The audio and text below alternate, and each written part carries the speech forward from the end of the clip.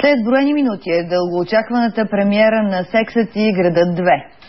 В София, както и в много градове по света, милиони почитатели очакват срещата с любимите си героини. А какво се случва у нас? Или предстои да се случи? От репортера на Календар Иван Черкезов. Иване, ти си. Добър вечер. Бляскаво и съвсем по-холивудски тук ще се състои българската премиера и световната премиера на Сексът и градът 2. От тази лимузина ще слязат 4 удивително красиви български дами, които са се припознали във всяка една от героините. Ето го и господин Тузаря. Това виждаме, че е Орлин Горанов. Нека сега да видим кой ще слезе от колата втори. О, Боже Господи, това е Ива Екимова. Ти в кого се припозна, Ива? Как в кого не ме ли позна? Аз съм самата. Ти си самата. Това е Анелия, привет. Здравейте. Коя се припозна?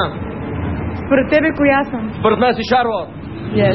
Имаме участник дал верния отговор. Ето я и Жени Калканчева. Жени, ти в кого се припозна? Аз съм Миранда. Със сигурност ти си Миранда. Ето и Кари Брачо. Кала, здравей!